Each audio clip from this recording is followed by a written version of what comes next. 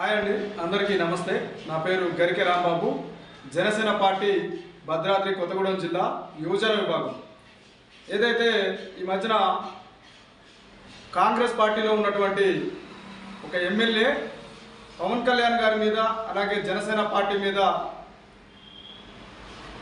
చాలా రోజుల నుండి అధికారంలోకి వచ్చిన మొదలు నుండి నోటికి వచ్చినట్టు ఇష్టం వచ్చినట్టు జనసేన పార్టీ మీద, అధినేత పవన్ కళ్యాణ్ గారి మీద విమర్శలు చేస్తూ వస్తున్నాడు. ఆయన మూలాలు ఆంధ్రప్రదేశ్ రాష్ట్రంలో YS Jaganmohan Reddy YCP party Pawan Kalyan గారు అనగదొక్కిన విషయం మనందరికీ తెలిసిందే. ఆ వైసీపీ పార్టీ మూలాలు ఉన్నటువంటి ఈ అనిరుద్ రెడ్డి జడ్చర్ల ఎమ్మెల్యే పవన్ కళ్యాణ్ గారిని తెలంగాణ రాష్ట్రానికి వస్తే తెలంగాణ రాష్ట్రంలో కూడా కాంగ్రెస్ పార్టీ అధాపాతాళానికి తొక్కబడుతుందనే ఉద్దేశంతోనే పవన్ కళ్యాణ్ గారి మీద మరియు జనసేన పార్టీ మీద గత కొన్ని రోజులుగా విమర్శలు గుప్పిస్తూ ఉన్నాడు. తస్మత్ జాగ్రత్త అనిరుద్ రెడ్డి, నువ్వు గుర్తుపెట్టుకో, తెలంగాణలో జనసేన పార్టీ బలంగా ఉంది. జనసేన పార్టీ కార్యకర్తలు, నాయకుల్ని నోటికి వచ్చినట్టు మాట్లాడితే ఇక్కడ చూస్తూ కూర్చోడానికి ఎవరు సిద్ధంగా లేరు.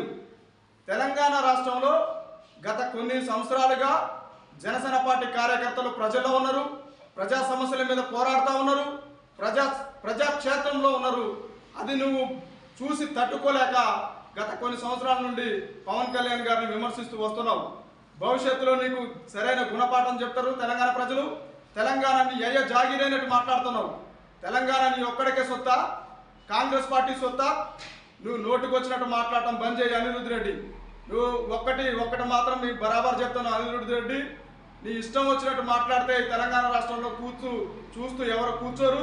భవిష్యత్తులో నీకు సరైన గుణపాఠం చెప్తామని సందర్భంగా తెలియజేస్తున్నాం. ఇంకొక మాట చెప్తాడు, ప్యాకేజ్ స్టార్ అని. ఎవడా ప్యాకేజ్ స్టారు? ఎవరు ఎక్కడైనా చూసినా? నువ్వు ప్యాకేజ్ తీసుకుందని వేడని చూసినా? చెప్పు, నీకు దమ్ముంటే. నేను ప్యాకేజీ చూసుకుంటా, పలానా పవన్ కళ్యాణ్ గారు ప్యాకేజ్ చూసుకుంటాను నిరూపించే దమ్ముందా నీకు? నోటికి వచ్చినట్టు మాట్లాడతాం, ఏది పడితే అది అంటామని చెప్తే ఎవరో ఇక్కడ చూస్తూ ఊరుకోరు.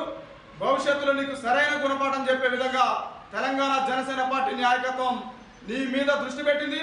ఆల్రెడీ నీ మీద వర్క్ చేస్తున్నాం. జడ్చర్లలో నువ్వు గెలిచి చూపెట్టి నెక్స్ట్ ఎలక్షన్లో మేము చూస్తాం, మేము మా దమ్మేంటో మేము చూపిస్తాం. ఆల్రెడీ నీ మీద నాయకత్వం చాలా పకడ్బందీ ఏర్పాట్లు చేస్తున్నాం. భవిష్యత్తులో నీకు ఉంటుంది. ఎలక్షన్ కమిషన్ దృష్టిలో పెట్టుకొని మేము నీ మీద అనవసర రాద్ధాంతరంగా పోవట్లేదు. ఎందుకంటే మాకు రాజ్యాంగం మీద స్ఫూర్తిదాయకమైన అభిప్రాయం ఉంది మాకు.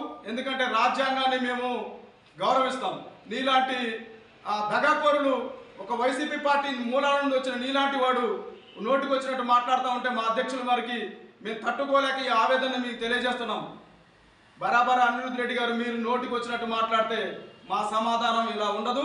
నెక్స్ట్ చాలా దారుణంగా మీరు చాలా పరిణామాలు ఎదుర్కోవాల్సి వస్తుంది.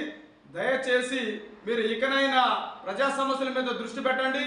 ప్రజా సమస్యలు తీర్చడానికి మీకు ఒక ఎమ్మెల్యే పదవి ఇచ్చారు, ప్రజలు కట్టబెట్టారు. దాని మీద మీరు దృష్టి పెట్టాలని మనసారా కోరుకుంటున్నాం.